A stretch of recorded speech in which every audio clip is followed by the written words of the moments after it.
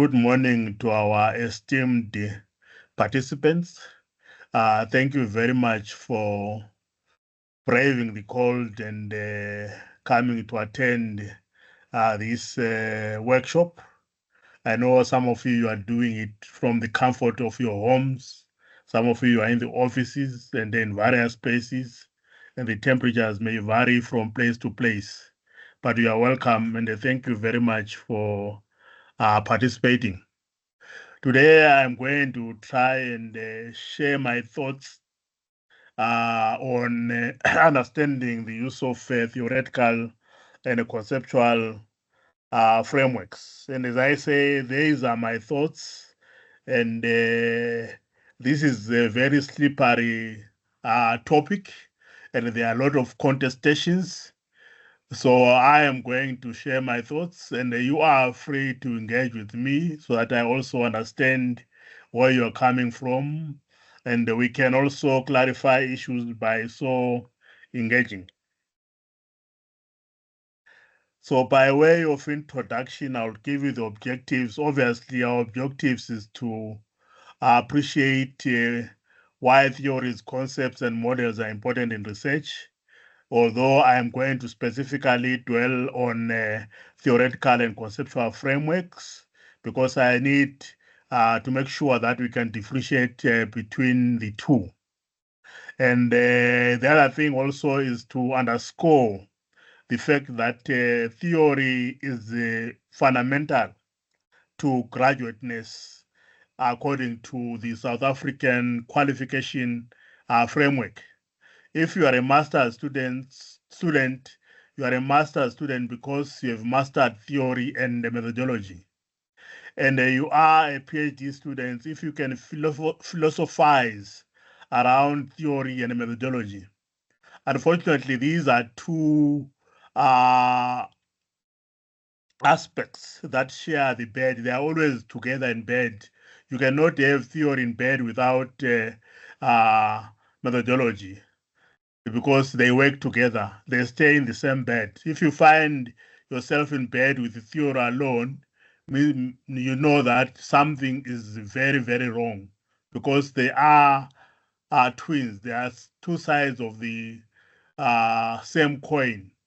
You can't divorce the other from the other, if I may put it that way. And this is what I am going to be dwelling on a little bit in my next slide, which is to do with conceptual background. As you can see from the first bullet, it is very clear that theory and research methodology are the two pillars of research. As I have already indicated, even our qualification framework, which informs our qualifications and our attributes of being graduates, it actually emphasizes on the two pillars of research. Research methodology assists in developing and testing theory. And the theories support knowledge generation and the growth of a coherent body of knowledge in the field. I think those of you who are doing PhDs, you are aware that you are supposed to contribute to knowledge generation. I'm not saying that people in masters cannot contribute to knowledge generation. They contribute in one way or another, but at PhD level, the expectation is that you generate knowledge in a creative and innovative way. And this is why even the National Development Plan actually emphasizes on the production of PhD candidates, because they are fundamental to the production of knowledge and moving the frontiers of knowledge beyond the boundaries. And if we look at theories, we realize that theories are the foundations of conceptual and theoretical frameworks. I'm going to try and also show that theories are important when you are designing your conceptual frameworks later on.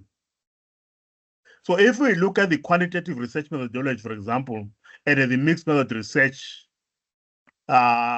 methods, these, they can test theories. So if you want to test theories, you can actually use the quantitative methodologies or the mixed method research approaches. And that's why quantitative research is very, very important, because it helps us to test theory.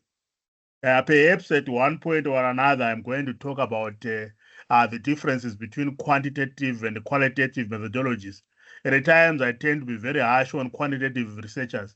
But when I talk of theory, I'm very, very kind to them, because we can't test our theories if they are not there. So quantitative researchers or quantitative research is very fundamental to testing theory. So if you are a quantitative researcher, your approach is towards testing theory, testing hypotheses, and etc. and etc. If you are a mixed method researcher, then you may actually test theory and even try to explain certain things about the theory. But if we look at the other side of the methodology, which is qualitative, you realize that qualitative researchers are very fundamental in the sense that they help us to develop theories. And the mixed method researchers also, because they have an element of qualitative research in their research kit or toolkit, therefore they can also help us to construct and develop theories.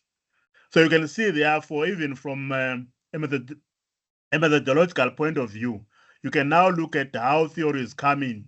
If you are a quantitative researcher, you are testing, confirming. And if you are a qualitative researcher, you are actually constructing and developing theories. So these two work together. Qualitative researchers, they just develop.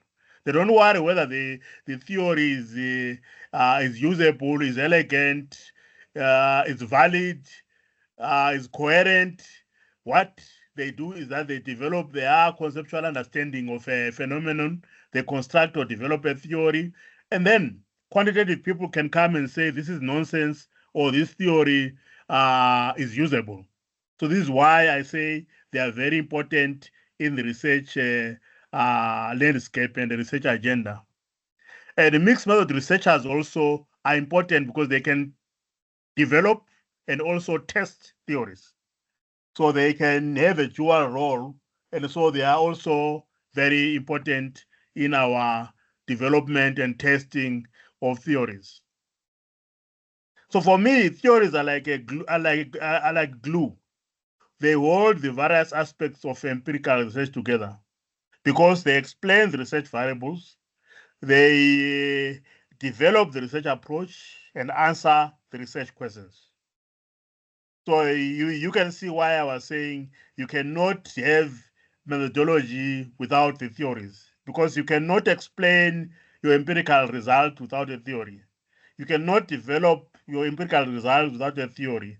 You cannot answer the research questions without a theory. So it is extremely difficult to effectively understand and explain social reality and research variables without theories. In fact, theories are the cornerstones of generating research problems, hypotheses, and meanings. Research which is not supported by theory produces discrete information or data that does not advance the body of knowledge in the field. I think you remember that in my introduction, especially when I was talking about PhD studies, I said the idea is to advance knowledge. So if you see a PhD thesis, even in your discipline, that does not have a theory, it means that that piece of work is not advancing knowledge. It's just giving us some information and data. So using a theory is a mark of research seriousness and the maturity of a cognitive discipline. You can read about all these things, but I have written a little on it. You can read about these issues more if you consult your literature.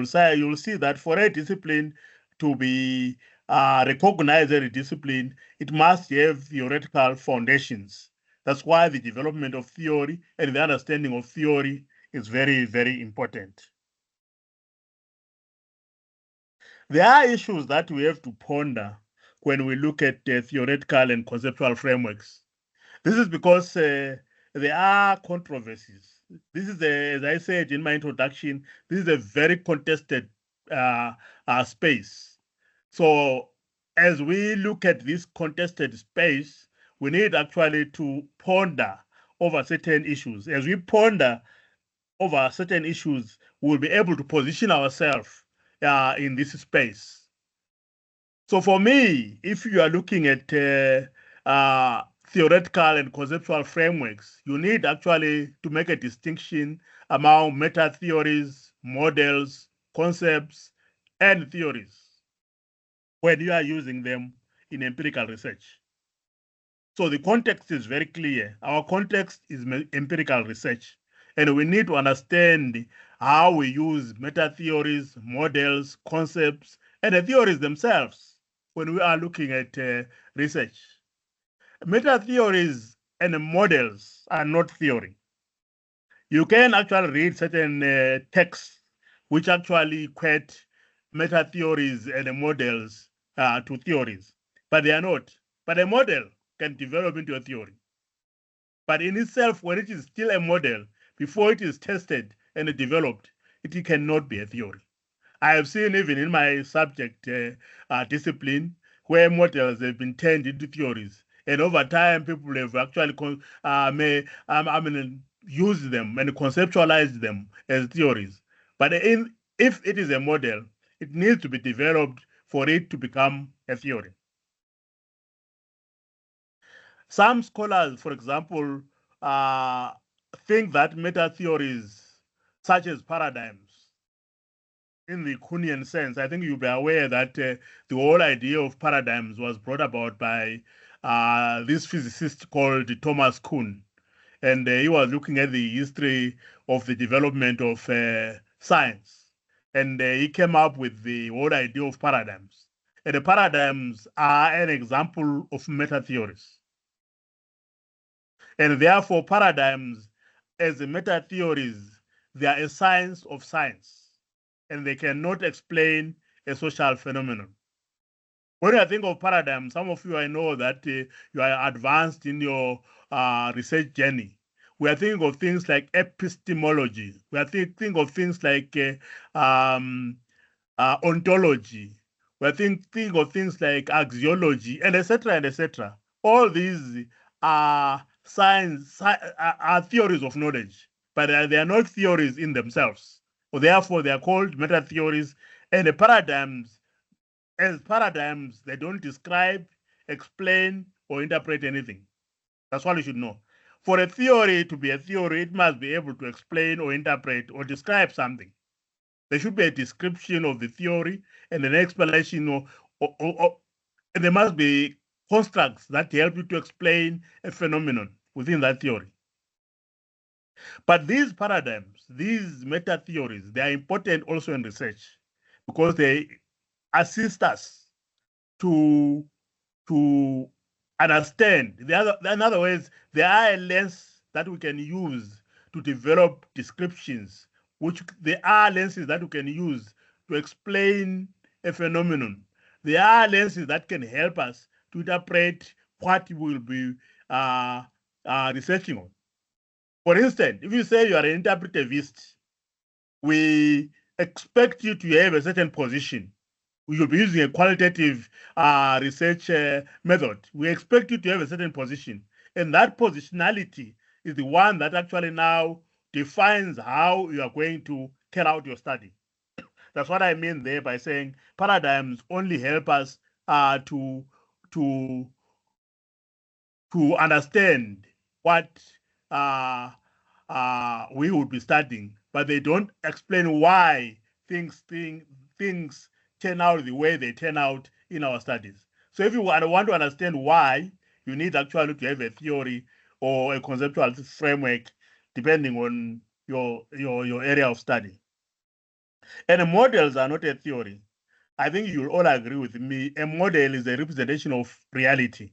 You take the major pieces and you project those pieces, and they form the model of that reality.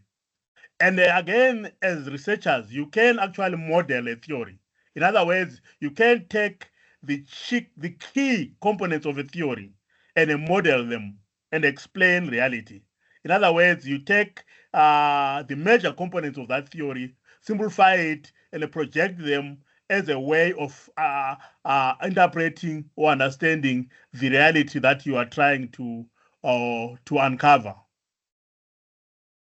So for me, a simpler way of differentiating between a model and a theory is to perceive a theory as a story about why. So this is a story about why. That is the theory. And I view the model as a visual aid that supports you as a storyteller to highlight the main components of your explanations, as I have said. And you must also remember that theories are social constructions and they are not universal statements. That's where most of us are making a mistake. And if you check even in your, in your discipline, you'll find that over a long period, people are using the same theories. They are using the same theories as if these theories are universal statements. And I am saying that theories are there to explain reality. So, in the same way as they explain reality, in the same way as they make us understand reality, they are constructions. We construct reality, and as a result of constructing that reality, we come up with theories. So, therefore, if you look around us, there are many realities. That is, if you are a qualitative researcher or a mixed method researcher. I know that for uh, uh, quantitative researcher, that might be a difficult thing to conceptualize. But I think with further development in quantitative thinking, with the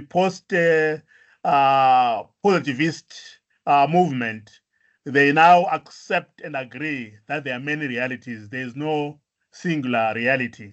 So if there are many realities, so there are many constructions, so there are many theories. There can't be one theory to explain every reality. So therefore, a theory is not a social it's not a universal statement, it is a social construction.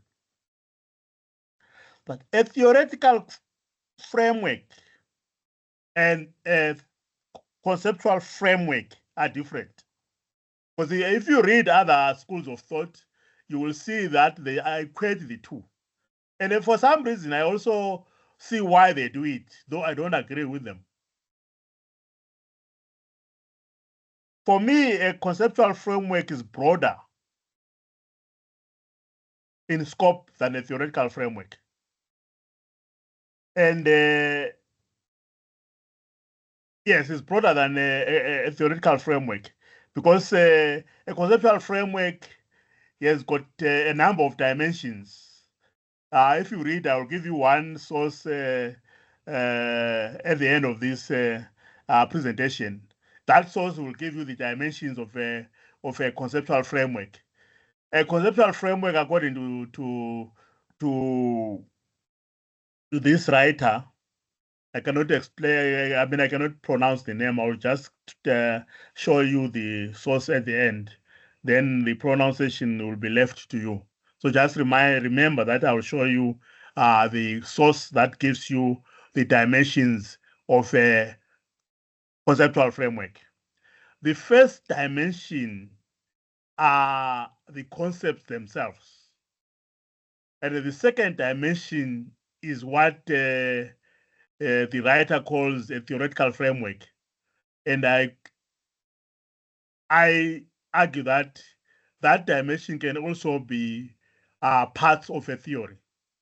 So, and then the third dimension is the context of the researcher and how you understand your context. So those three dimensions make it broader than a theoretical framework, where a theoretical framework is based on a theory. That's why I'm saying a conceptual framework is broader than a theoretical framework. I know that's why I'm saying these are issues to ponder. At this level and point, I think some of you are getting confused. But let me see if you are going to be as confused as you are now by the end of this presentation. Because if you get confused, it means that you start thinking, and you start thinking outside the box.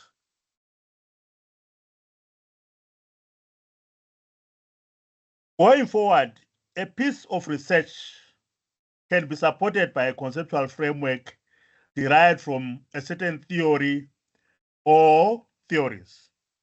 Whereas a theoretical framework, in my view, it will be derived from a theory. So a research can be based on a theoretical framework grounded in an entire theory. And I want you to underline the word entire theory as we ponder over these controversial issues. I want you to underline the word entire theory as you think of a theoretical framework. So entire theory for me equals to theoretical framework. So the researchers need to understand the use and application of theory for them to make an explicit distinction between a theoretical and a conceptual framework. The understanding is key. Conceptualizing, theory triangulation, theory borrowing, theory dropping, theory diversification, and others, for instance. I am going to touch a bit on theory borrowing and the theory dropping before the end of this presentation. So don't worry about what theory borrowing is or theory dropping is. I'm going to cover that as well. But these are the issues I'm saying. For you to understand these concepts, you must clearly understand the distinction between a theoretical and a conceptual framework. So for you to advance knowledge in your discipline, you need to understand the use and application of theory. And this is where the objective that I am trying to achieve in this presentation, for you to be able to understand the use and application of theory. But before we go on to, because I know some of you want me to rush to the conceptual and theoretical framework, but I want to build the foundation further. I want us to look at this diagram. This diagram actually summarizes what I've been trying to say in the previous slide or two. So at the very bottom, we have our meta theories. And I think I've explained that meta theories are lenses that we use to understand the world. They are not theories in themselves. I think I've explained that they don't explain anything, but they are just lenses. For example, if you say constructivism, or if you say epistemology, it doesn't explain anything. And then from the meta theories, the next stage are grand theories. Grand theories are theories that purport to try and explain every social phenomenon. And an example of grand theory is Marxism. And I think you know that the other side of the coin is generally capitalism. These are grand theories. Marxism purports that the world is divided into two classes: the working class and the owners of capital. And the world is about these two classes clashing and trying to understand each other and trying to establish an equitable world. And I think you agree with me that Marxism cannot explain everything. I can give you an example. When most African countries became independent from the Western, from the colonial masters, which were basically from the West, most of them, from the colonial masters, they tried to institute Marxism and communism. I think a good example you can think of people like Mwalimu Julius Nyerere in Tanzania, and you can even think of Robert Mugabe at some stage in Zimbabwe. All these people tried to institute Marxism communism. But they failed. They failed not because they were not good leaders, in my view. They failed because Marxism is not a universal theory. For example, if you look at KZN and you go to the rural areas of KZN, for example, to Umhlabi if you want, or if you go to Limpopo, you go to Zanini there. What you get there is basically small scale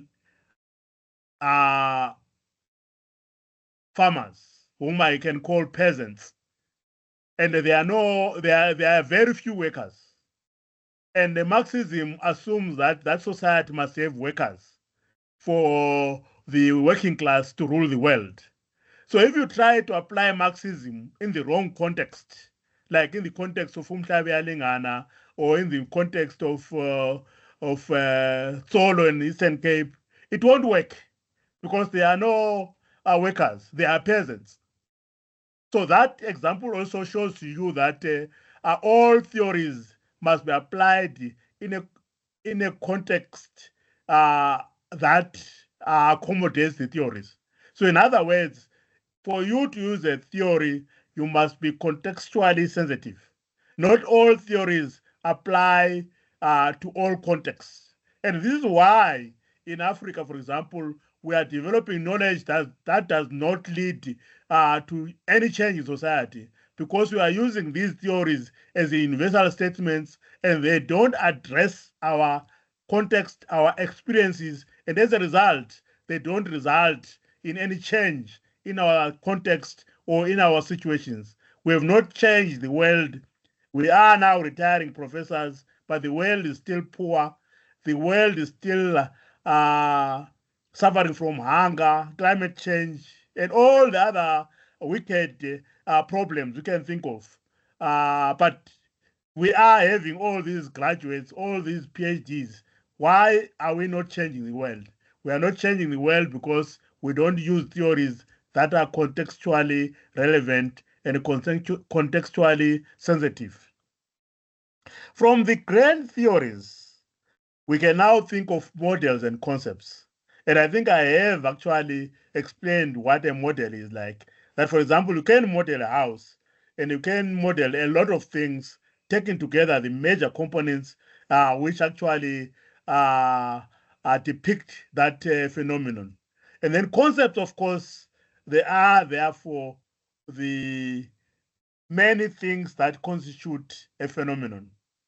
And the concepts, they are the ingredients of theories. A number of theories are showing a relationship form a theory. No, a number of concepts, sorry, are forming a relationship. They constitute a theory. So a number of concepts coming together and showing relationships, you get a theory. And the people who are good at doing that are quantitative people.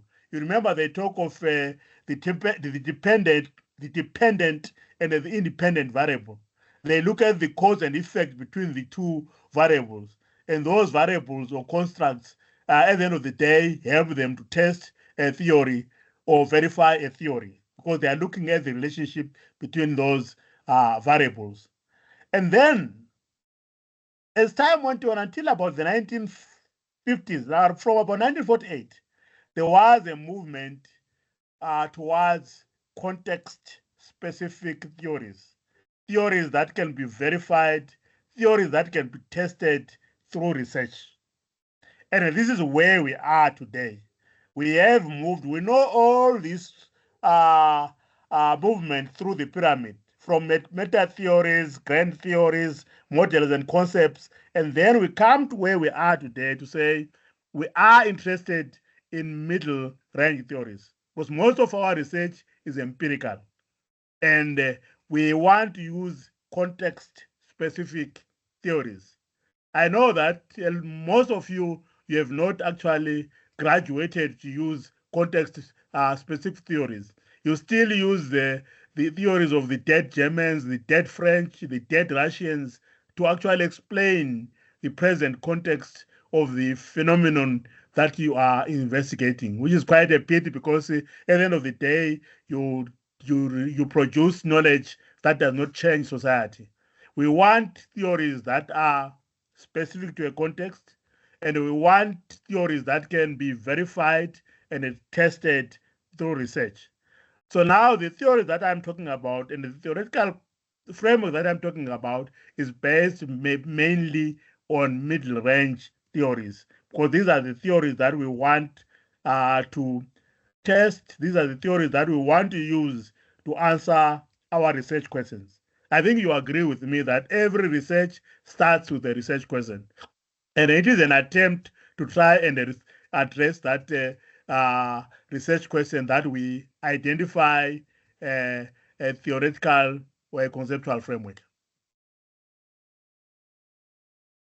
I think I have actually dealt with this part, the concept and theories, and I've actually told you that concepts, therefore, they are confined to a certain profession and they describe or represent an aspect, whereas theories, they explain concepts, they explain a phenomenon or they explain something. In other words, they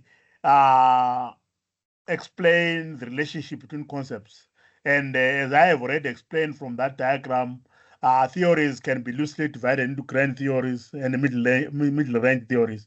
Grand theories, as I have illustrated, we're talking of things like Marxism and etc. And then middle range theories, we're talking of theories that we can test. And these are the theories that we are basically and generally worried about in empirical research. But before I go on to, I know that some of you are getting worried where I'm going, but before I go now to actually the theoretical and conceptual framework, I want us to take a step back and look at one of the issues I said we should ponder.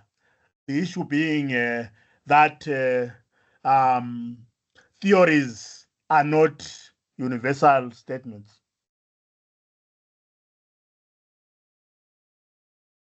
Theories are not universal statements.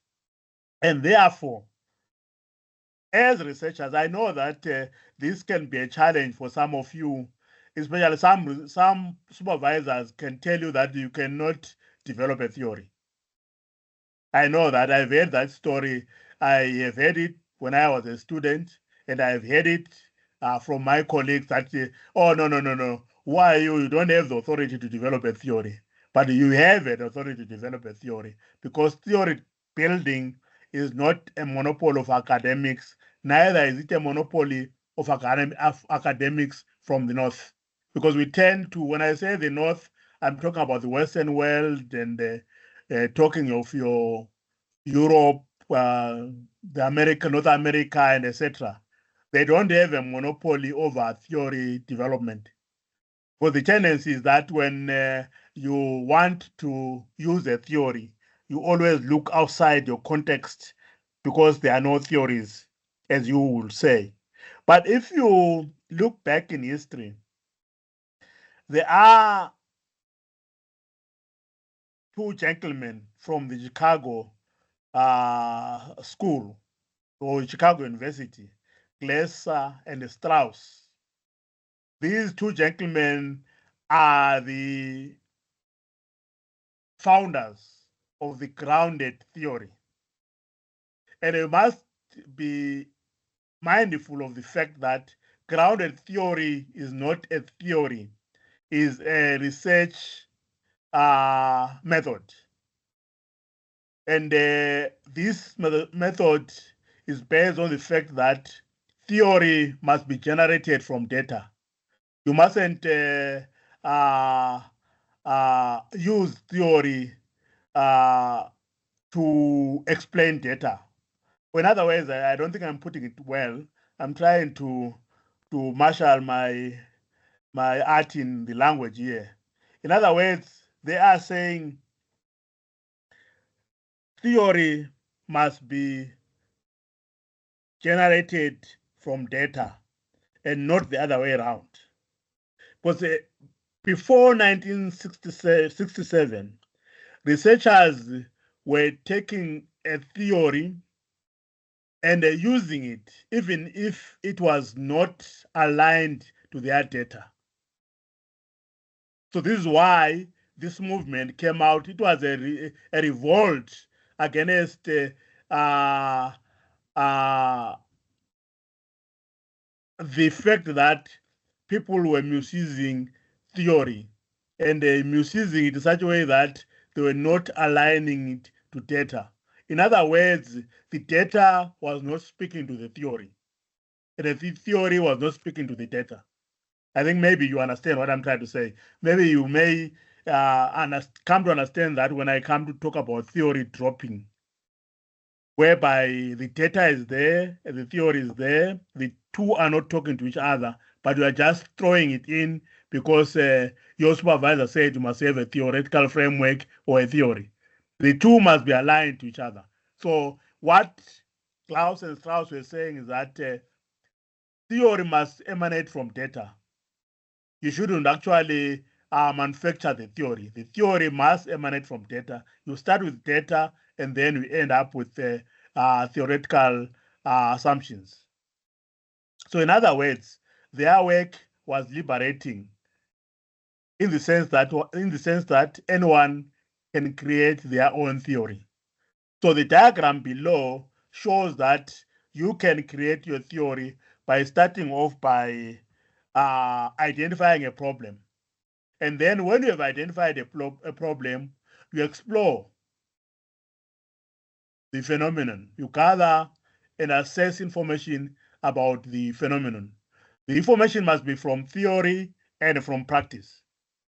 So you see the element of theory I spoke about, that a conceptual framework must have theory. Theory, the element of theory is there. You must remember that our empirical method is accumulative. We don't start from scratch. We start we start from a precedent and we build on that precedent to come to where we are. I think you know the common saying which says, "For me to see further, I stood on the shoulders of the giants." And the shoulders of the giants are your literature review. The shoulders of the giants are your theory. So theory do exist. There are some elements of theory that we can borrow from. So it is those elements, those concepts from those theories that we can borrow from for us to build our own conceptual framework and hence our own theories. So after you have gathered information about a phenomenon from theory and practice, then you establish propositions. So in this box where you are exploring, you are actually looking at concepts, and then you establish the relationship between these concepts. And remember, I said that a theory is nothing else but a relationship between concept to explain the world or to explain the phenomenon. So you establish the propositions. After the propositions have been established, you build your theory and come up with even new propositions. And then, of course, you test the theory. That's where our quantitative researchers come in testing the theory. Then we have a theory. So therefore, theory building is not a monopoly of anyone. Anyone can build theory from data. So these two authors, they can help you to motivate in the event when you are challenged that you cannot build your own theory. You can build your own theory as long as you have explored and gathered information about the phenomenon from theory and practice, and as long as you have established propositions and have built the theory and tested it. You may not test it if you are a qualitative researcher. You leave the testing to the quantitative people because qualitative people don't test theories. So even if you don't agree with the theory, but the area for further research is to test that theory. The area for further research is to test that conceptual framework.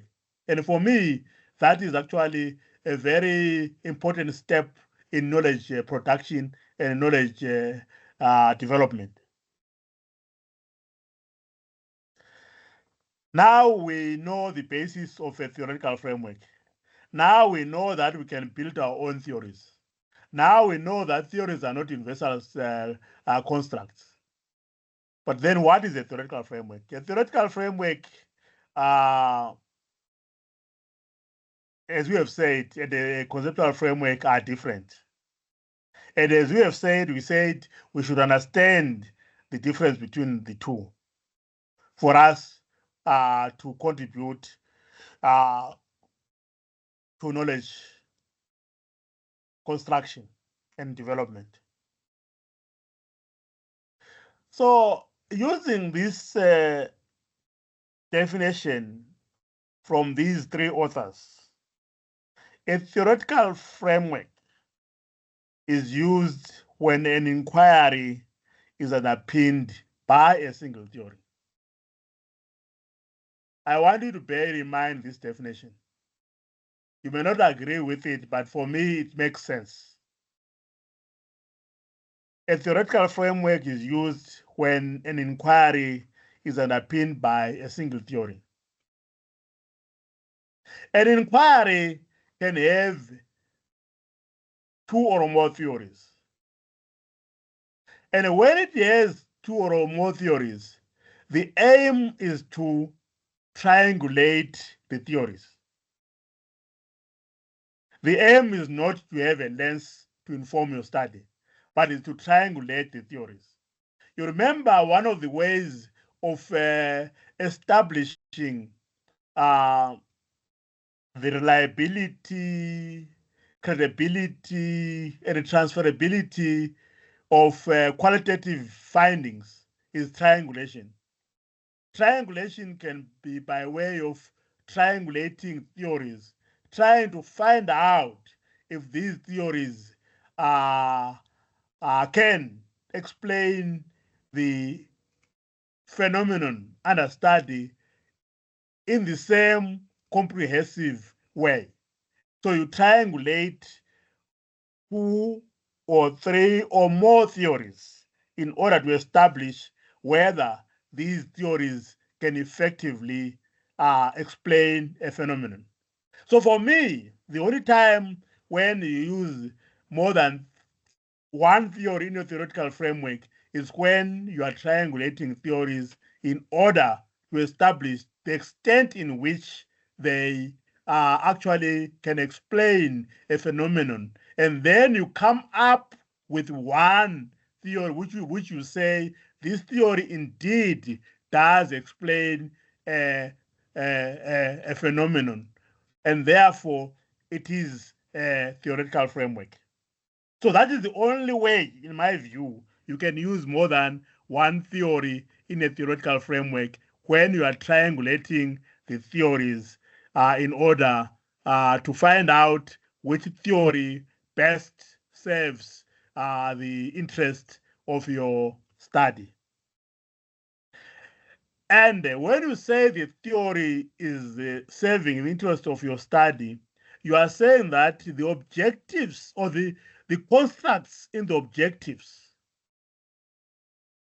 they are aligned to the constructs in the theory. So if you have got 4 constructs in your objectives, and the theory has also 4 constructs, it means you are going to use the entire theory, and that is a theoretical framework. So that's what I mean there by saying a theoretical framework is used when an inquiry is underpinned by a single theory. I know that there is no agreement on that. Because some people think that you can use more than 2 theories. But I hope that by the end of this presentation, you'll be in my corner. I know that you may be in a different corner for now, but by the time I end this presentation, I hope you'll be in my corner. But if you are not in my corner, we can continue the discourse.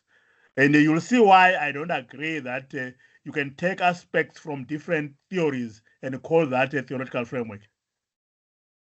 Because for me, you can take several theories in order to triangulate the theories, in order to come up with a theory that is elegant enough to align with the constructs in your in your in your objectives or research questions.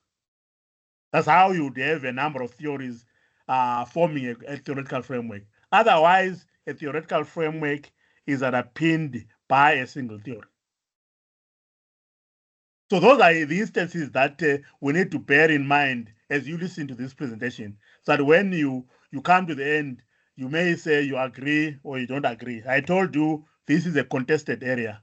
It's not an area that you can just say a theoretical framework is this and a conceptual framework is that.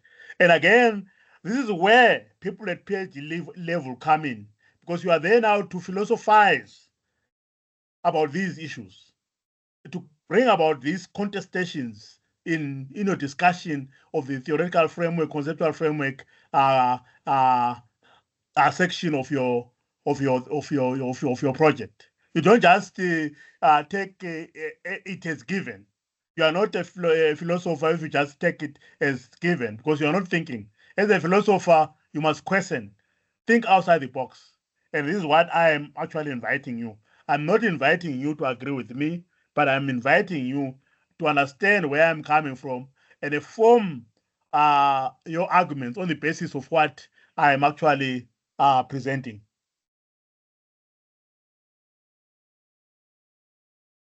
So important, there are two instances where you have a theoretical framework. One instance is whereby an inquiry or a study is underpinned by a single theory, which means that that theory is addressing all the concepts in your objectives or research questions, is addressing all the variables in your research questions or objectives. Or you can have a theoretical framework constituted by a number of theories, where you are actually triangulating the theories in order to establish a theory that can best support your objectives or your research questions, and by default, your research question. So when one overarching theory serves as the foundation for a study, it is referred to as a theoretical framework, since every concept or aspect in the theory is represented in all the objectives or in the research questions guiding the study. So you must bear in mind, to me, a theoretical framework, therefore, is when one theory, one overarching theory, serves as the foundation of the study. But you can have a number of theories whereby you are triangulating the theories in order to establish which theory best serve the interest or the objectives of your study. And I'll step down from that one, because the distinction I was making there is a theoretical framework is one theory informing your study. Or you can use a number of theories in order to identify. You can use a number of theories through triangulation in order to identify the most elegant or suitable theory for your study. So for me, at this point, you cannot have a theoretical framework with drawing from a number of theories. You can call it a theoretical foundation if you want, a theoretical lens, but for me, a theoretical framework, if we are to define it according to the literature that is available, it is actually, it should actually be underpinned by one theory that addresses all the variables in objectives. So therefore, let's turn on to the conceptual framework. And when I discuss this concept, maybe you will be able to agree with me.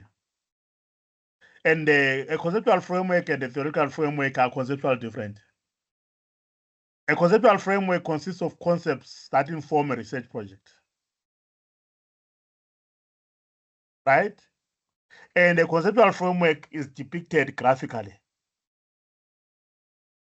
I think I have, yes, now I've come to that author I was talking about. Is Van der Waals. I don't know how you pronounce it. So those are dimensions of the conceptual framework. Personal interest of the researcher, similar or relevant studies, a research, or a theoretical framework. And I think I have explained that part already, so I won't bother you by going over it. When I am looking at a theory and a conceptual framework, I imagine a tree. This tree is called an acacia tree. I think most of you who come from Savannah, Africa, they know that this is a very prevalent tree in Savannah, Africa, an acacia tree. You know it, most of you, an acacia tree. So for me, the theory does not even end where the grass is. If it is a theory, it will take the leaves, the branches, the trunk, and the roots. So it means that my objectives are speaking to the leaves, to the trunk, to the roots. I'm just simplifying it, giving you a model of the tree. So if my objectives speak to that, then one of my objectives will be about the leaves. The other objectives will be about the branches. The other objectives will be about the trunk. The other objectives will be about the roots. I take it that this tree has got 4 parts. So in that way, my acacia tree is my theoretical framework. But when I now say I want to use concepts or parts of the acacia tree, if I want to use parts of the acacia tree, I'm no longer using the theory, because the theory is all the parts. So if I now try to use the branch, which is the thorns, I want to trap some animals. Some of us who are very indigenous, we grew up trapping animals in the bush. And this tree is very useful when you trap the animals, depending on the size of the animal. Or you want to make firewood, or you want to treat some certain elements, I'll go for the roots. So I'm using parts of this tree. And therefore, I cannot say I'm using an acacia tree. If you take these logs here, in the bottom here of the screen, you can't say this is an acacia tree. These are logs. So you cannot say this is a theory, this is a theory. These are concepts. Oops, sorry, I clicked. These are concepts. These logs are concepts of, or they are components of an acacia tree. They are not a theory. They are not an acacia tree. Put them down there, they are logs. So they are not a theory, and they are just concepts. They are just components of an acacia tree. So therefore, this is what I mean, that a conceptual framework can be any of these parts of an acacia tree. But a theoretical framework is all the parts of an acacia tree. For example, you may discover that your conceptual framework is about making fire. So you'll only need one concept from the acacia tree, which is basically the logs and probably the branches. Then you can make your fire. Then you have a conceptual framework. Or you want to treat someone suffering from some disease that you know can be treated through indigenous knowledge, you get the roots of an acacia tree. And it means that your conceptual framework is just the medicinal power of the roots that you are going to use. This is not a theory, it's a conceptual framework. But if you take the whole tree that we saw and discuss those three to explain and use those parts to explain the phenomenon that you are looking at, then you have a theoretical framework. I think I cannot explain a conceptual framework and a theoretical framework further than that. If you want more explanation, you can go through this presentation and engage me if you may, or if you will. Let's construct a conceptual framework. Obviously, when you start with a research problem, and then you translate that research problem into a title. And this title should actually address the research problem. And I'm sure in your other workshops, you have dealt with the whole concept of a title as you look at your proposal. because that is the point of entry, because it tells us the aboutness of your research. So after you have a title, which I think you already have, you can even start working on it now. You can now identify the concepts or the variables or construct the title. And then after identifying those variables or constructs, you go to the literature. You now search around, say, what theories, for example, inform, like I'm going to give you an example of originality, which is a very important aspect for people in PhD studies, because you must actually show where your study is making a contribution. So my main concept there is originality. And then I'll look and say, what are the indicators of originality? Then I may now check in the literature to say, what theories can help me to explain these constructs, and so forth and so forth. And then once I have gathered the information from the literature, and bearing in mind my problem statement, and seeing that the theories that I have got from the literature, they don't address all the aspects in my title or in my research problem, and therefore I'm opting for a conceptual framework. Therefore, I'll start constructing my conceptual framework, and I will start the graphical presentation of my conceptual framework to illustrate how the phenomenon will be researched and understood. And normally, conceptual frameworks are designed using boxes and arrows and lines to show relationships. Lines at times are shown to show the expected relationship between two concepts and not necessarily the cause and effect. I think you remember I did say cause and effect is something that quantitative researchers are mainly worried about. And this is why they talk of dependent and independent variables. But for qualitative researchers, we don't look at cause and effect. We just simply look at relationships. So this is why when you are thinking of a conceptual framework, please don't think of it in terms of the independent and the dependent variables, because that is the language of quantitative researchers and some mixed method uh, researchers. So you must be very careful when you are constructing a conceptual framework. It doesn't have to be a dependent and an independent variable where there is cause and effect. So the conceptual framework can be used for literature reviews. But remember, your conceptual framework is linked to your objectives. And remember that your objectives are the ones that hold your literature review together. And when you are collecting your data, you formulate a data gathering instrument. And that data gathering instrument is informed by objectives. So you go back to the conceptual framework. When you analyze your data again, your data is informed by your research questions. So your conceptual framework still works. So the same applies to recommendations and conclusions. So the conceptual framework, therefore, holds all the pieces of the research together. This is one way that I've conceptualized the way that you can form your conceptual framework. So you can see that number one there, you put together concepts from various theories.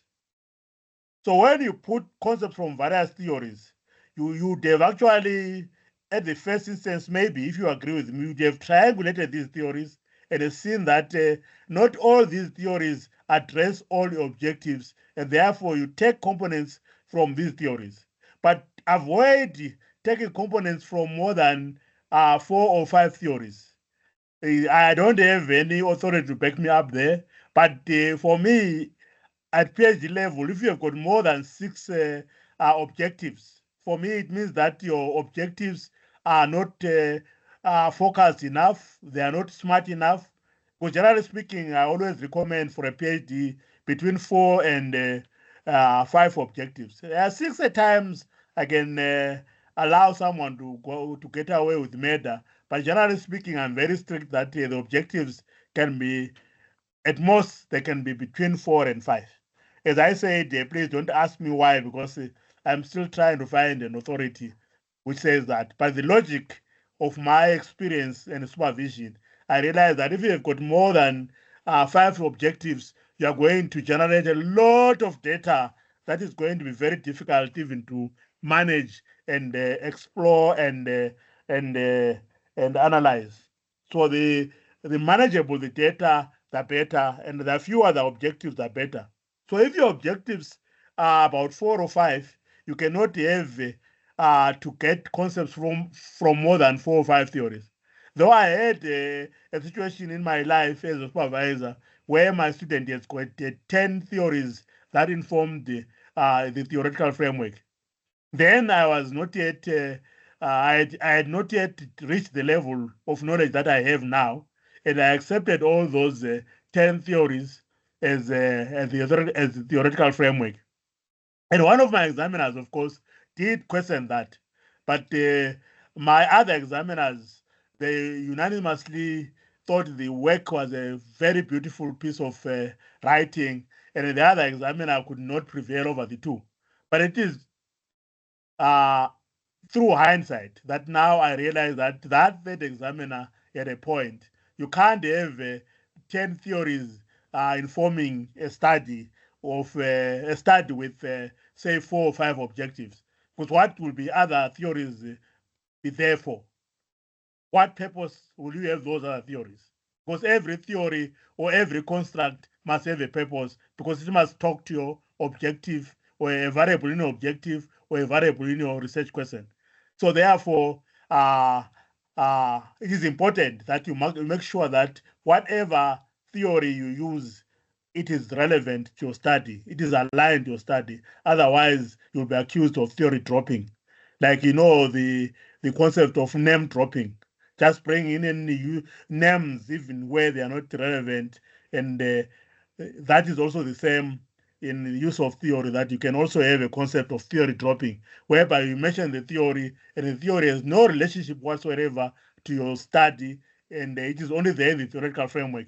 And I've looked at a number of theses uh, uh, from many institutional repositories, and I've realized that more often than not, theory dropping was rife at some stage, where people were just mentioning the theoretical framework or the conceptual framework because the supervisor said it must be there. But there's no relationship whatsoever between the conceptual framework and and and and the variables that are being discussed by by the work. But before I leave this diagram, I want you to go to number 3.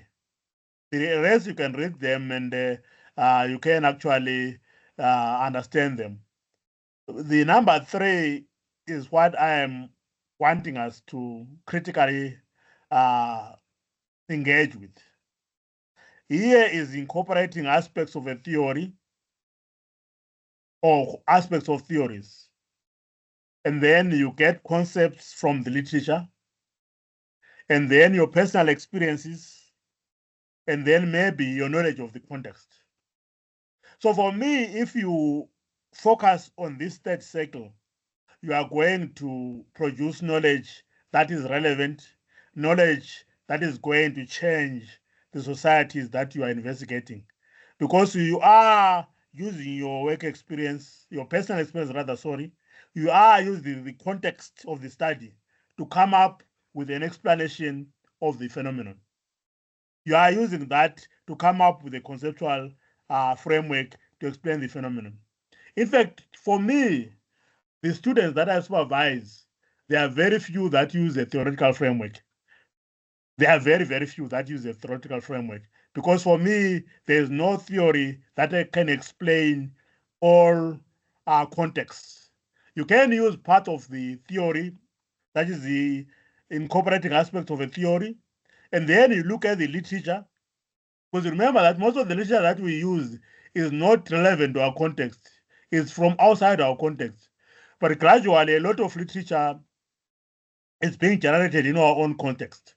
So we look at the theory that may not be from our context. Then we look at the literature that is from our own context. Then we look at our personal experiences that are from our own context. Then we look at the knowledge of the context that we are researching. And then therefore we come up with a conceptual framework that actually mirrors all these components. And then this conceptual framework is going to lead us to develop a model or a conceptual model that is going to explain the phenomenon. And the quantitative researchers can come up and test this conceptual model or this conceptual framework to come up with theory to show indeed that the relationship that we are talking about is actually valid and reliable. Let's look at this example quickly. I know I've taken more than an hour. I'm about to just give me 10 more minutes. I'll be wrapping up. This is an area that I thought would be relevant, especially for PhD people. Originality. I think I've touched on this in one of the slides. And my first step is to come up with the title. And my title is Exploring Originality in Postgraduate Education. And because of my population and my methodology, I'm going to look at academic excellency, focusing on information studies theses from 2015 to 2025. And then I say, what is the phenomenon? For me to be able to start to talk about the variables, I'm saying, what is the phenomenon? Is originality in postgraduate education? And what is the research question? How will various indicators of originality evolved to demonstrate originality in information studies thesis from 2015 to 2025? Whether if we had time, I was going to ask you to indicate in the chat function what the key concepts are in the title. They may vary, but for me, the key concepts there are originality and academic excellency. Because for me, originality equals to academic excellency. And then academic excellency, as we said, it is going to make us produce innovative knowledge. It is going to make us advance the frontiers of knowledge and so forth. And then you remember I said, after looking at the variables in the title, you now go to the literature. And going into the literature, I discovered that there are a number of theories that can be used to look at originality. There's romantic originality that the two authors are talking about. And then there's socio-cultural theory of creativity. Remember, excellence is based on originality and creativity. So I may actually look at this theory, and I look at the componential theory of creativity and the systems model of creativity. Then after looking at all these theories, I have to say which one can address my concepts, and are they aligned to my methodology? And when I look at the social cultural theory, it means that I must engage with warm bodies. But if you look at my title, I'm not engaging with warm bodies. I'm looking at documents. I'm looking at the theses that have been produced between 2015 and 2025. So that theory cannot be used unless if I want to fall into the trap of theory dropping. If I go into the romantic originality theory, again, it may also mean that I engage with warm bodies. The theory that has an element that I can use, which is creativity, is the componential theory of creativity, which talks of innovation and creativity. So this is the theory I am going to consider.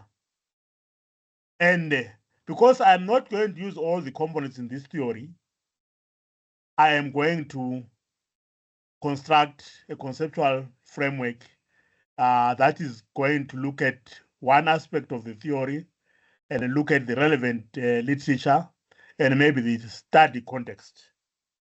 And as I was preparing for this, I quickly came up with this conceptual framework on indicators of originality in research projects. So at the top, there's originality. That is the main construct that we are worried about. And this main construct is informed by theory. And the theory that is informing this main construct, as you can see these two arrows here, they go into two boxes here. The theory and the research question. That is the context of the study. So the theory here, the theory here I'm considering is the theory of creativity and innovation. And I'm going to take the aspect of innovation from it. And hence, I will go into my research question. Don't worry, I won't explain about the novelty of the research question, but I just want to show you that we all start with the research question. And when after the research question, because we want to be innovative, we need an innovative methodology. There are many innovative methodology. One of them is the mixed method research methodology. That's the one that can come to my mind now. But as you are the researchers, you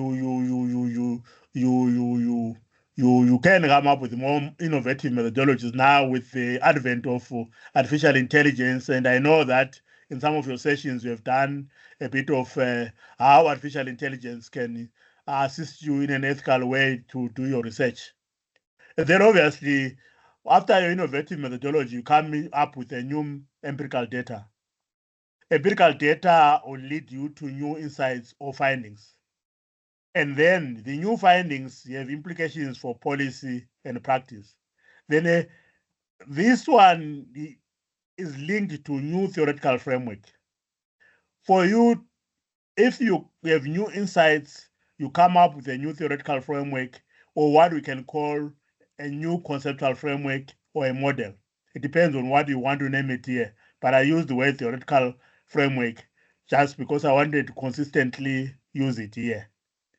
And then the new insights or findings, they are a result of extending or refining an existing theory. I think you'll agree with me. For you to have new insights or findings, we have to extend or refine an existing theory. When you are refining an existing theory, that's where you come up with a conceptual framework in order to refine an existing theory. And then if you have new insights or new findings and you have new insights, new findings from new empirical data, you have original conclusions and the implications for policy and practice. So there isn't really any link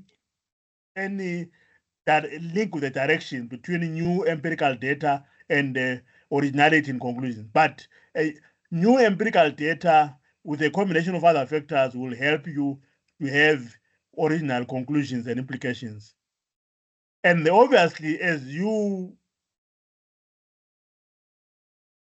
go to get your new insights and findings, these insights are there and they are new because you are comparing them to the existing literature. So your literature review must also show originality and a relation to originality, our major concept. Then our conceptual framework is now complete. You can also have this conceptual framework as arrows all going down without all these dotted lines. They can all be one block going down with arrows pointing up to the end. But I wanted to show that there is some kind of relationship between these arrows. That's why I didn't want to have a straight block going down. You can have a straight block, as you can see where my arrow is pointing, a straight block going all the way down, all these components coming down here. And they are all under originality and excellency. It depends on preference. Some can have arrows only without boxes. It's up to you. You can construct a conceptual framework in many ways indeed.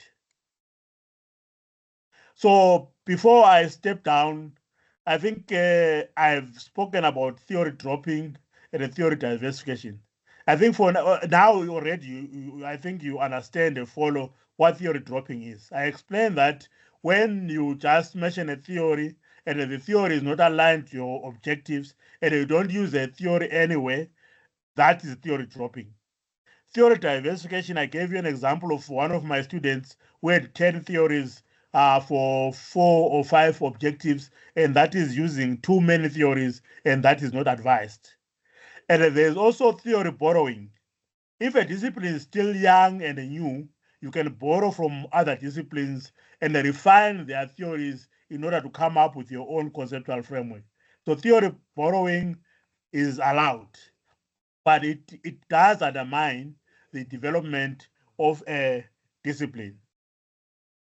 So theory borrowing, as I said, it undermines the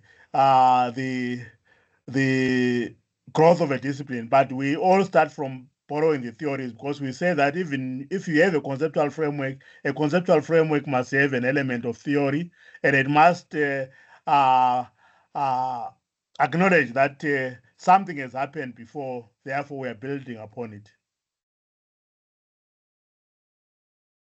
I won't go into this. I think I will conclude.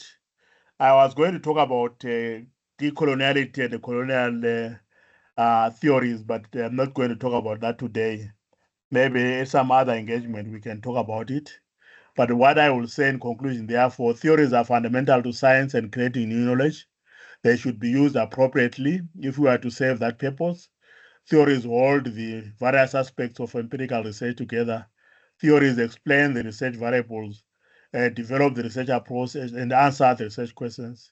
And it is extremely difficult to effectively understand and explain social reality and research variables without theories.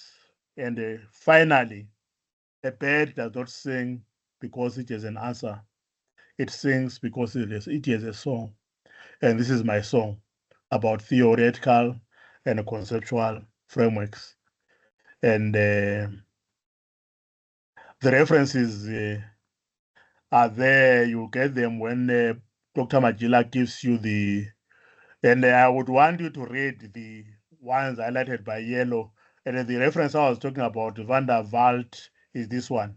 It's quite an interesting article that you may want to read before you develop your conceptual or your theoretical framework. I will thank you for your attention.